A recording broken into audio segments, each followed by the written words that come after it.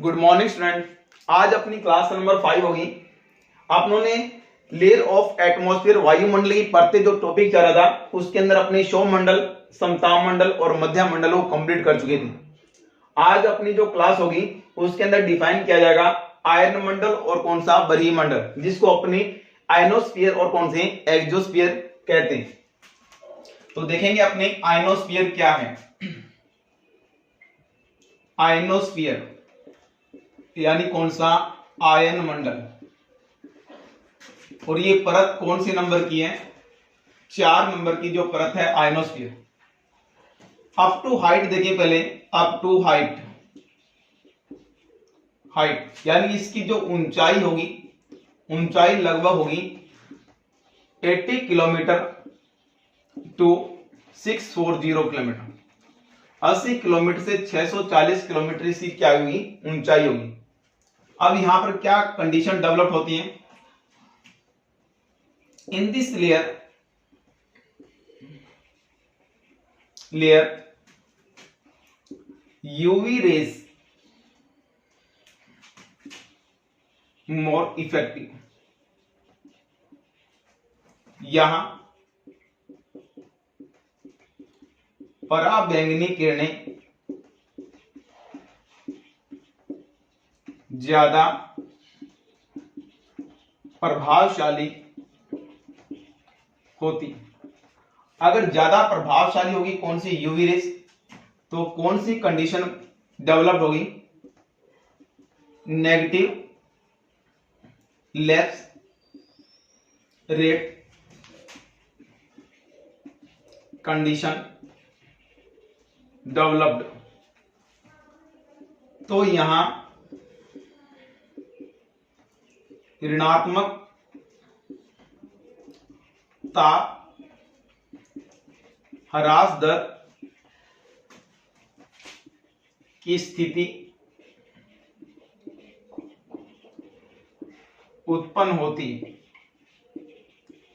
ऋणात्मक ताप ह्रास दर की स्थिति उत्पन्न होगी। तो अपनों ने ये बात पढ़ी थी नेगेटिव लैप्स रेट, जो ऋणात्मक ताप ह्रास दर में क्या होता है?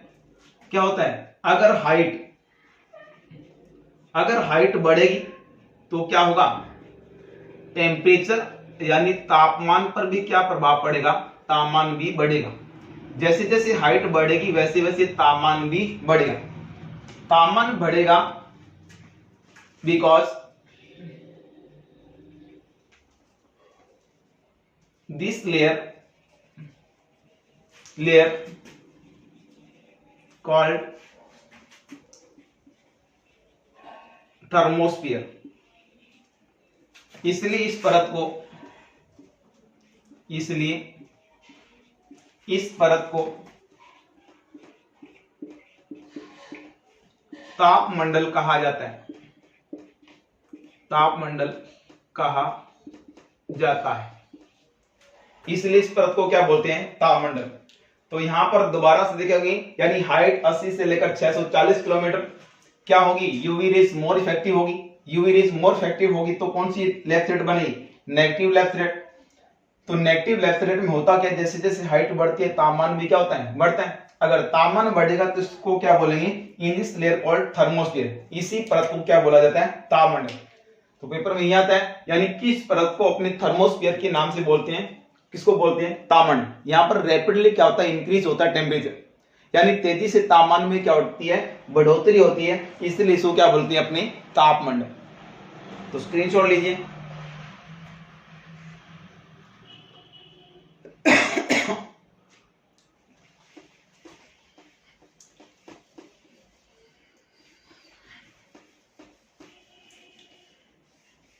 ये इसी आयन मंडल में चल रहा है।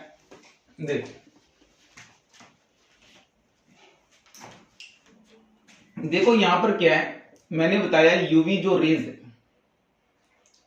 क्या है? इफेक्टिव पराबैंगनी किरणें जो क्या है? ज्यादा क्या है? प्रभावशाली होगी। तो यहां पर क्या होता है? गैसेस आयनोजिनेशन, यानी यहां पर क्या होता है, गैसों का आयनीकरण होता है। तो गैसों का क्या होगा, आयनीकरण होगा। तो यहां पर क्या होगा, electrical charge particle on gases, विद्युत आवेशित कण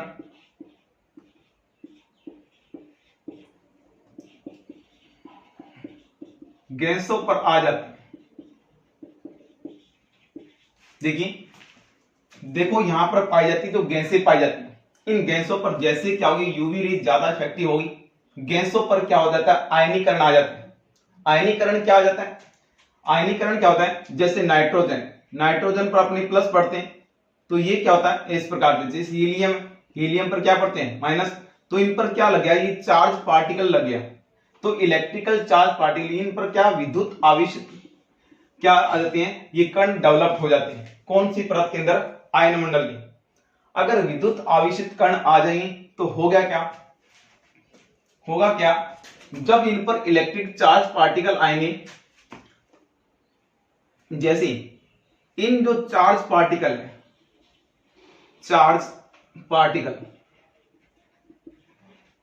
यानी जो इलेक्ट्रिकल चार्ज पार्टिकल, विद्युत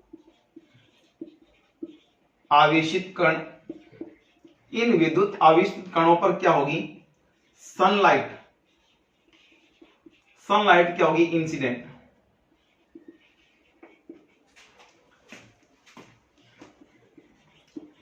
सूर्य की किरणें गिरती, जैसे इन पर सूर्य की किरणें गिरेगी तो ये क्या कर देंगे, जो चार्ज पार्टिकल है ये लाइटनिंग करना क्या कर देंगे, स्टार्ट कर देंगे। जैसे चार्ज पार्टिकल है, इन पर जैसे सनलाइट इंसिडेंट होगी वो क्या होगा, ये चार्ज फॉर्म में एक रंगीन प्रकाश क्या करेंगे, डेवलप करेंगे। तो लिख सकते हैं अपने,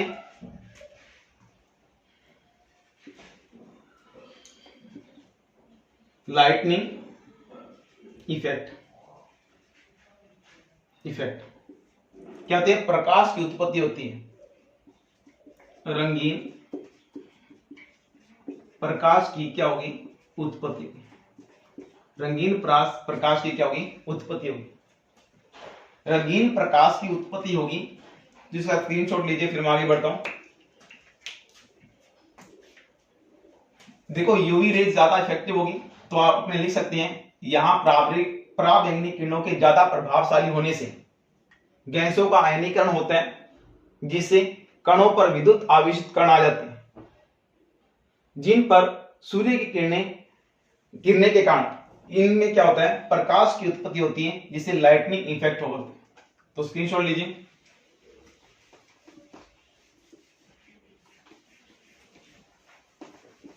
जब लाइटनिंग होगी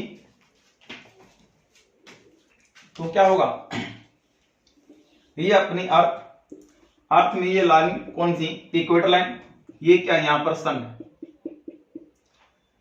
जैसे क्या होगी, यहां पर क्या होगा, ये वाला एरिया लाइटिंग होगी तो सन रेडिएशन आई।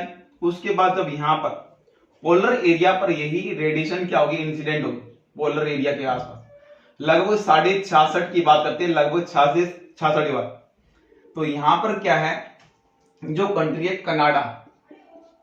कनाडा के बाद देखिए नॉर्वे के बाद स्वीडन के बाद यहीं पर देखिए क्या है, अलास्का, यानी ये नॉर्थ पोल के आसपास है, और ये कौन से है, साउथ पोल। इस नॉर्थ पोल के पास जब लाइटनिंग जनरेट होगी, इसको बोला जाएगा अरोरा बोरेलियस, यहां लिख देते हैं अरोरा बोरेलियस।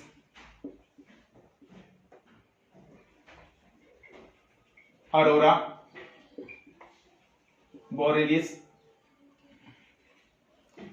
बोरेलियस, और यहां पर क्या बोलेंगे,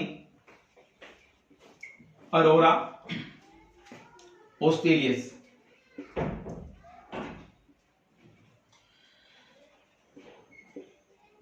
अरोरा ऑस्ट्रेलियस। तो यहां पर जो लाइटनिंग जनरेट होगी इसका नॉर्थ पोल पर इसको बोला जाएगा अरोरा बोरेलियस, और जो साउथ पोल है यानी जो दक्षिणी ध्रुव है, इस दक्षिणी ध्रुव पर बोला जाएगा अरोरा ऑस्ट्रेलियस, और ये कहां बोला जाएगा? उत्तरी ध्रुव पर, उत्तरी ध्रुव पर। तो ये वाले क्वेश्चन आते हैं बच्चों, तो ध्यान देना। जो नॉर्थ पोल है, नॉर्थ पोल पर जब लाइटनिंग जनरेट होगी उसको बोलेंगे अरोरा बोरेलियस। नॉर्थ पोल क्या होगा? जो अरोरा ऑस्ट्रेलियस होगा जो कहां पर होगा? दक्षिणी ध्रुव पर। तो इसका स्क्रीनशॉट लीजिए, फिर आगे बढ़ते हैं।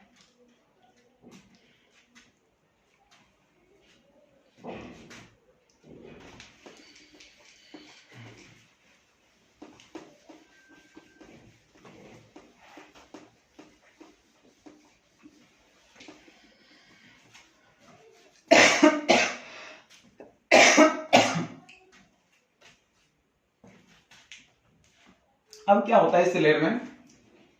In this layer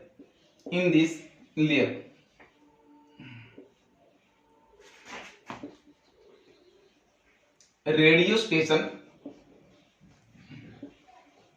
situated. इस परत में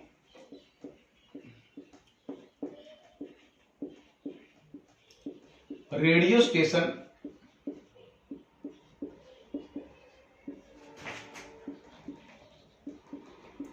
स्थापित किए जाते हैं। स्थापित क्यों किए जाएंगे? क्योंकि बिकॉज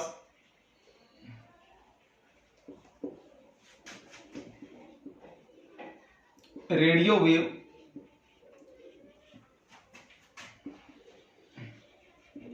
रिफ्लेक्ट, क्योंकि यह रेडियो तरंगों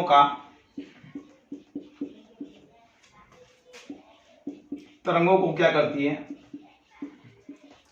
परावर्तित करती है। रेडियो तरंगों को क्या करती है? परावर्तित करती है। इसलिए यहां पर क्या बनाए जाते हैं? रेडियो स्टेशन यहां पर क्या किए जाते हैं? स्थापित किए जाते हैं। इसके रेडियो स्टेशन स्थापित किए जाते हैं कहां पर? आयनमंडल में, आयनमंडल। अब इसी लेयर को भी अपने 4 पार्ट में डिवाइडेशन करते हैं। कौन कौन सी लेयर होगी? सबसे पहले डी, डी के बाद ई, ई के बाद एफ, एफ के बाद कौन सा? जी। तो इसका डायरेक्शन ऐसा है, डी नीचे आएगी, डी के ऊपर क्या होगी? ई होगी, ई के ऊपर क्या होगी? एफ होगी, और एफ के ऊपर जी। यानी इस लेयर को भी कितने पार्ट में डिवाइडेशन किया गया है? 4 पार्ट में डिवाइडेशन किया गया है। तो देखेंगे 4 पार्ट कौन कौन से हैं।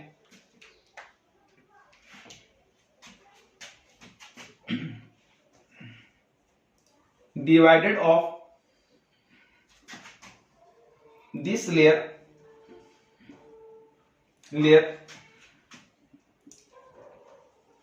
according to radio wave reflection।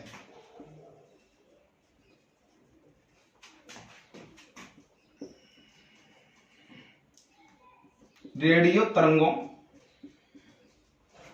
के परावर्तन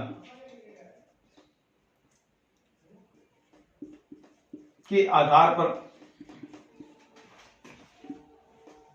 इन परतों को का विभाजन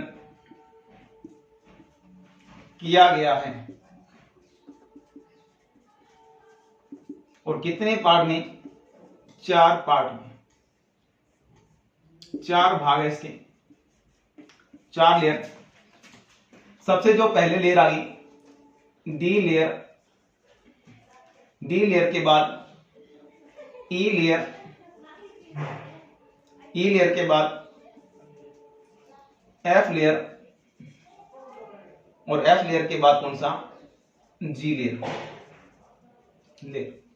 तो डी परत, डी परत, डी परत के बाद ई परत, और ई परत के बाद कौन सा?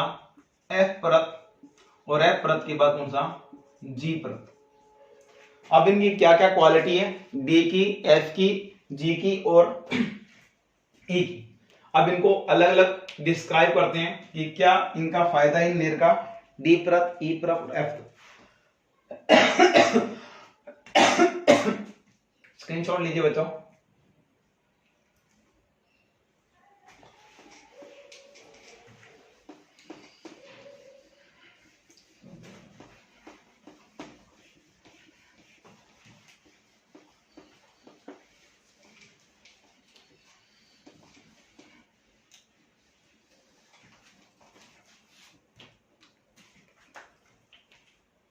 सबसे पहले जो स्मॉल लेयर है ए से आप लिखेंगे डी परत।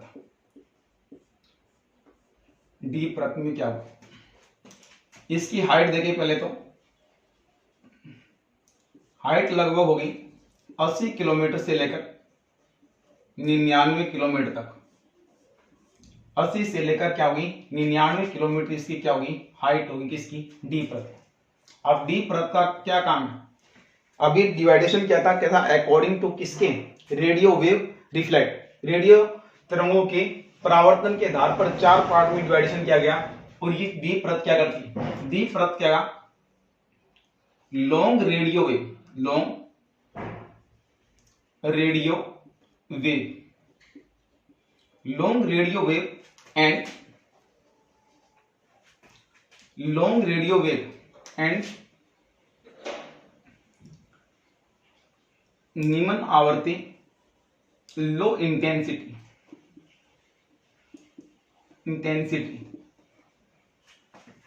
वेव का क्या करती है, रिफ्लेक्शन करती है।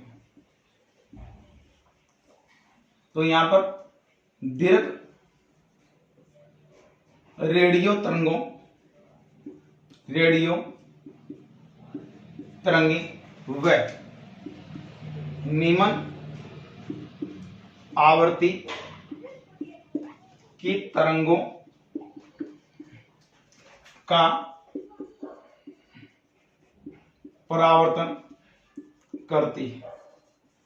तो सबसे इंपॉर्टेंट बात यही है, यानी यहां पर दीर्घ रेडियो तरंगे यानी लॉन्ग रेडियो वेव, दीर्घ रेडियो तरंगे यानी इसकी तरंग धैर्य होगी, दीर्घ रेडियो तरंगे यानी दीर्घ तरंग धैर्य होगा, वेव लेंथ कह दो यहां पर, लेंथ तरंग धैर्य, तो दीर्घ तरंग धैर्य होगी, यहां पर और लिख देते हैं दीर्घ तरंग धैर्य, दीर्घ तरंग धैर्य होगी यानी लॉन्ग रेडियो वेव लेंथ को, और उसके बाद लो इंटेंसिटी, उसकी तीव्रता क्या होगी, कम होगी, उनको क्या करती है, डी परत क्या करती है, रिफ्लेक्शन करती है। तो ये चीज ध्यान रखेंगे, दीर्घ रेडियो तरंगे और निम्न आवर्ती की तरंगों, क्वेश्चन ये आता, दीर्घ रेडियो तरंगे और निम्न आवर्ती की तरंगों कौन सी परावर्तित करती है, तो डी परत। डी के बाद कौन सी परत आती है, ई परत। ई परत, जो ई लेयर है, ई लेयर का सबसे पहले नाम ही पूछा जाता है, यानी इस परत का नाम क्या है। This layer known as canily heavy side layer, इस परत को कैनेली हैवी साइड परत कहा जाता है। ये मोस्ट इंपॉर्टेंट क्वेश्चन बन रहा है, कौन सी परत को अपने कैनेली हैवी साइड कहते हैं, तो ये परत कौन सी होगी, ये ई परत होगी। क्या होगी, ई परत। ये कौन सी तरंगों को परावर्तित करते हैं, लिख देते हैं आप यहां पर, ये मीडियम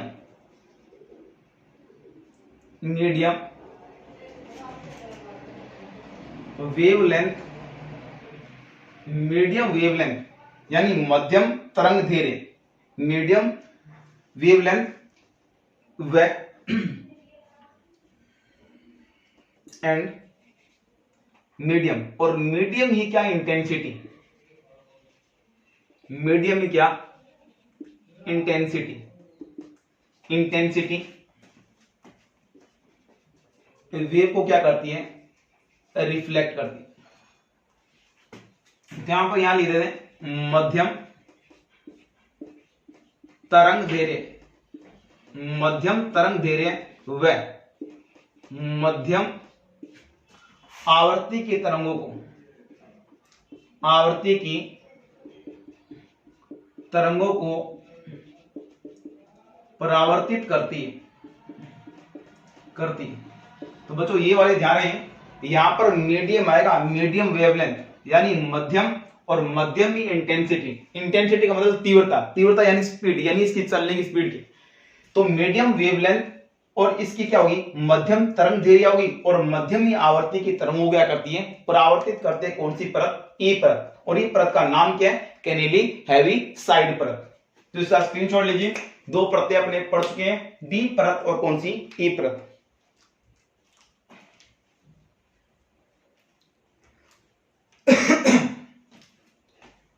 ये नाइट्रोजन की, ये जो नाइट्रोजन ना उसके आयनीकरण से बनती है, आयनीकरण से, ये लिखो तो लिख देना, नाइट्रोजन के आयनीकरण से बनती है कौन सी परत, ई परत।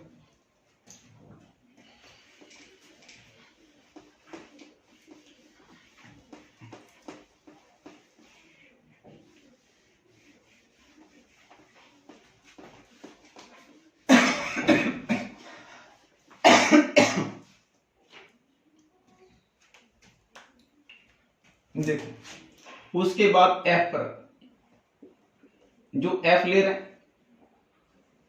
एफ लेयर का पहले तो नाम लगे, दिस लेयर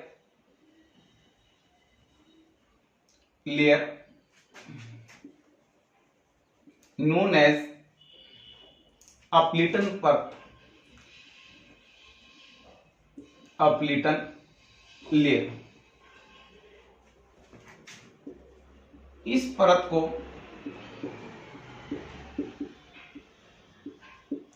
अपलिटन परत के नाम से जाना जाता है, यानी इस परत को किस बोल रहे हैं, अपलिटन लेयर, अपलिटन परत। तो यही क्वेश्चन बनता है, कौन सी परत है, एफ परत है, जिसको क्या बोलते हैं अपने, अपलिटन लेयर बोलते हैं। अभी कौन सी तरंग दैर्घ्यों को क्या करेगी, परावर्तित करेगी, और कौन सी तीव्रता को प्रभावित करेगी, ये देखेंगे अपने। This layer short wavelength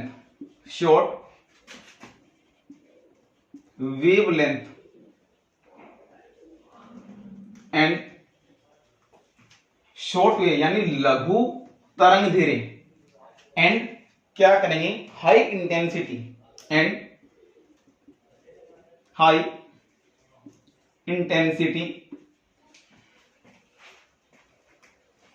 wave reflection. यह परत लघु तरंग दैर्घ्य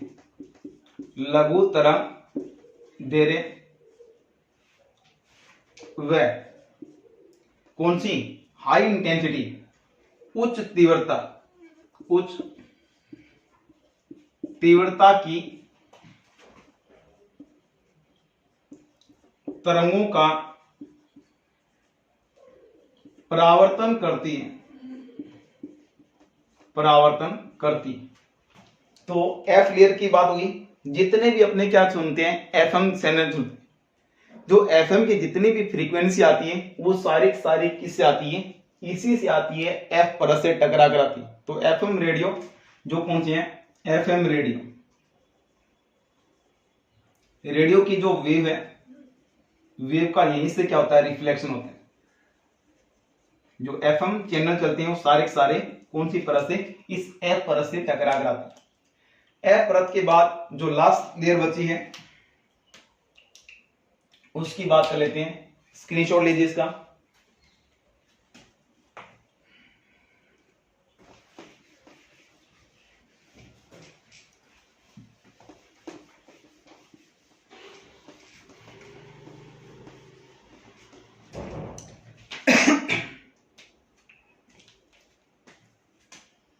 कौन सी?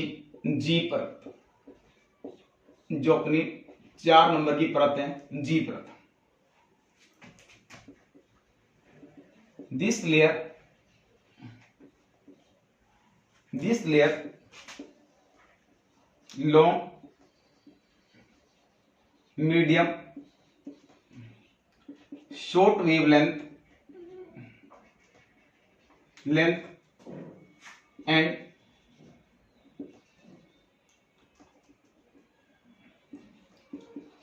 High medium and low intensity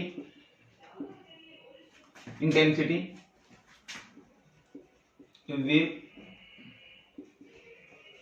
reflection. यानी ये जो परत है, जी परत, सभी प्रकार की तरंगों जिसकी आवर्ती भी ज्यादा है और जिसकी तरंग दैर्घ्य भी ज्यादा है कम है, उन सभी को क्या करती है? परावर्तित करती है। तो यहां लिख सकते हैं यह परत दीर्घ, मध्यम, लॉन्ग वेव, दीर्घ, मध्यम और लघु तरंग दैर्घ्य तथा उच्च, मध्यम और निम्न आवृत्ति की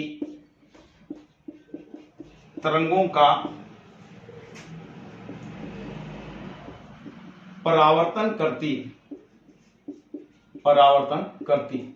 कौन सी लेयर? जी लेयर। तो ये अपना क्या हो गया? कंप्लीट हो गया। कौन सा? आयनोस्फीयर। यहां पर क्या? रेडियो स्टेशन क्या करेंगे? एस्टैब्लिश करेंगे। और जो ये परतें हैं वो क्या करेगी? इन जो पृथ्वी से छोड़े गए जितने भी क्या अपने वेव, ये क्या करते हैं? परावर्तित करने का काम करेगी। क्यों? क्योंकि यहाँ पर गैसों का क्या होता है?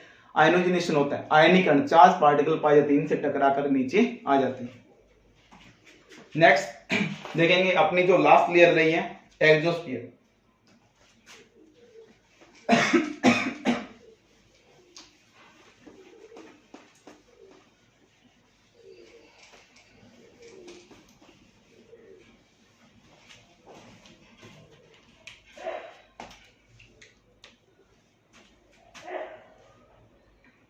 पांच नंबर की जो परत है इसको क्या बोलेंगे? अपने एक्सोस्फीयर।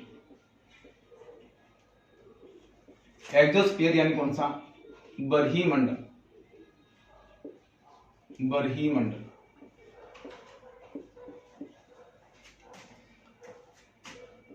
सबसे पहले outer most layer of atmosphere.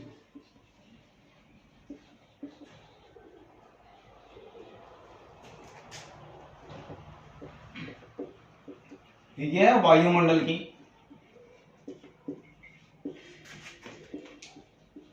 सबसे बाहरी परत है। यह वायुमंडल की सबसे क्या है? Outer most port. तो ये सबसे क्या है? आउट की सबसे भारी परत है। कौन सी है? Exosphere. In this layer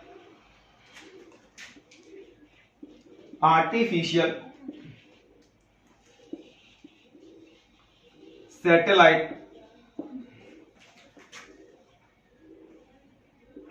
setup.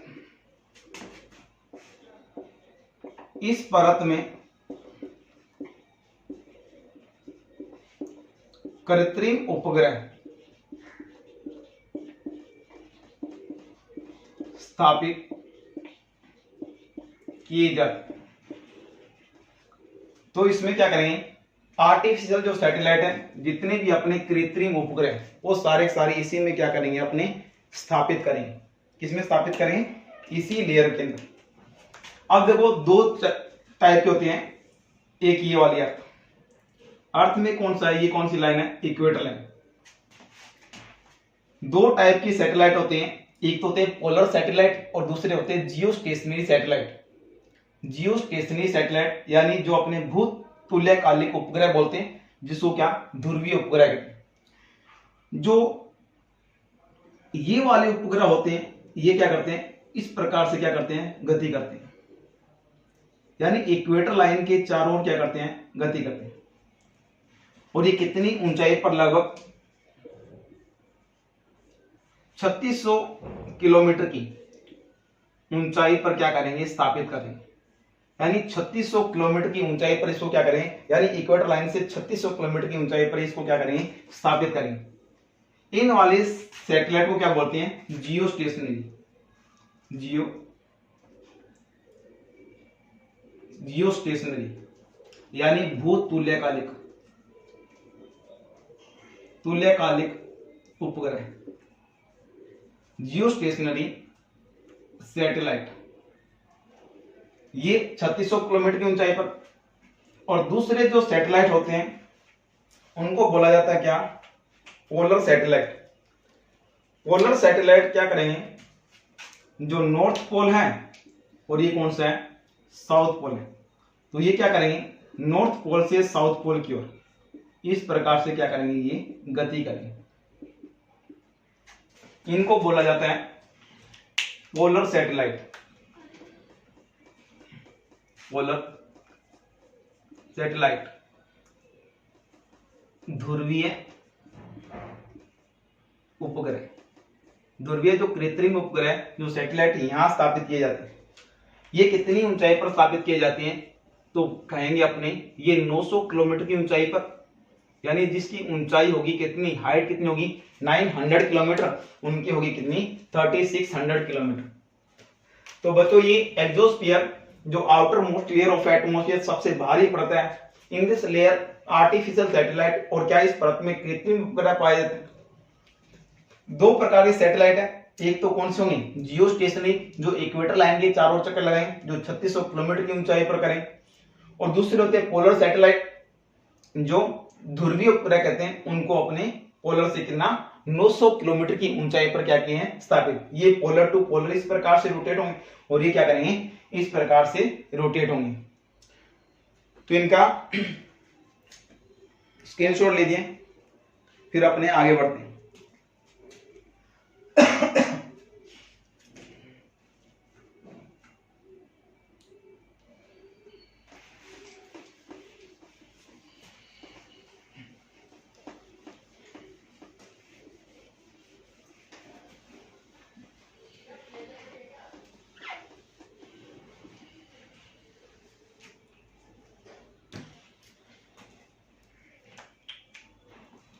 देखो अपनों ने अभी पढ़ते पढ़ी और ये एक्सोस्फीयर क्या हो गया, खत्म हो गया, ठीक है, कोई ज्यादा इसकी बात नहीं है। अब अपने सबसे पहले पढ़ के आए, क्या पढ़ के आए थे, ये वाला यहीं तो देख लेते हैं। सबसे पहले क्या पढ़ा आप लोगों ने, शोभमंडल। शोभमंडल के बाद यहां तक अपनों ने पढ़ा, क्या पढ़ा, ये वाला था कौन सा, समताप मंडल, जिसको अपने बोलते हैं स्ट्रेटोस्फीयर, और इसको क्या बोलते हैं अपने, ट्रोपोस्फीयर। फिर यहां से देखें ये कौन सा है अपना, मध्य मंडल जो कहें मेजोस्फीयर के बाद जो ये वाली जो परत थी इसको बोलेंगे आयन मंडल, और आयन मंडल को आयनोस्फीयर, और उसके बाद ये था कौन सा, बरही मंडल, जिसको कहें अपने एक्सोस्फीयर। इसकी जो हाइट थी ये लगभग पोलर एरिया पर कितना था, 8 से 10 किलोमीटर, और ध्रुवों पर लगभग कितना था, 18 किलोमीटर। तो ये 18 किलोमीटर तक, 18 के बाद ये लगभग कितना, 50 किलोमीटर, 50 से ये कौन था, 80 किलोमीटर, 80 से ये 640, और ये कितना, 10,000। अब बच्चों एक बात ध्यान करनी है अपने को, इनको भी अलग अलग नाम से बोलते हैं। तो यहां से लेकर यहां तक ये वाला जो आपको दिखाई दे रहा है, ये वाला, जिसमें कौन कौन सी परत आ रही है, एक तो आ रही है शोभमंडल, ट्रोपोस्फियर, फिर समताप मंडल, स्ट्रेटोस्फियर, और कौन सा मध्य मंडल। मध्य मंडल, इन तीनों परतों को किस नाम से जाना जाता है? अपने कहेंगे होमोस्फियर। होमोस्फियर यानी कौन सा? सममंडल, इसको बोलते हैं अपने सममंडल। जो बच गया बाकी, ये दो परतें बची, कौन कौन सी बची? एक तो आयन मंडल, और दूसरा जो कौन सा बच गया अपने पास? बरहीमंडल। बरहीमंडल, इन दोनों परतों को किस नाम से जाना जाएगा? इसको हेट्रोस्फियर। हेट्रोस्फियर यानी इसको कहें अपने कौन सा? विषम मंडल। ये अपने पास क्या है? विषम मंडल। तो सौरमंडल, समतापमंडल, मध्यमंडल तीनों को बोलेंगे अपने होमोस्फियर, सममंडल और हेट्रोस्फियर यानी अपने विषम मंडल। और इसी को क्या बोला जाता है? अपने थर्मोस्फियर ही बोलते हैं, यानी ताप मंडल भी इसी को बोला जाएगा, ताप मंडल यानी विषम मंडल। तो बच्चों ये टॉपिक आपका कंप्लीट हो गया, यानी एटमॉस्फेयर आपने लगभग 5 क्लासों में इसको कंप्लीट किया है। तो पूरा मैंने डिस्क्राइब किया कि आयन मंडल, बरहीमंडल, मध्यम मंडल और समताप मंडल और कौन सा? सौरमंडल। ये सारे मैंने आपको बता दी। एक बात और आई थी कि ट्रोपोस्फियर की खोज किसने की? अपने कहें टिजरेंस डी बोट ने। यहां पर लिख देता हूं, ये रह गया था टिजरेंस डी बोट ने। टिजरेंस डी बोट ने। और उसके बाद जो समताप मंडल है इसकी खोज भी किसने की? टिजरेंस डी बोट ने की। जो उसके बाद आया था कौन सा? बस इतना ही बात है। टिजरेंस डी बोट इसने एक नेपियर शाह जिसकी शोक सीमा है उसकी नेपियर शाह। बस ये बच्चों ये कंप्लीट हो चुका है।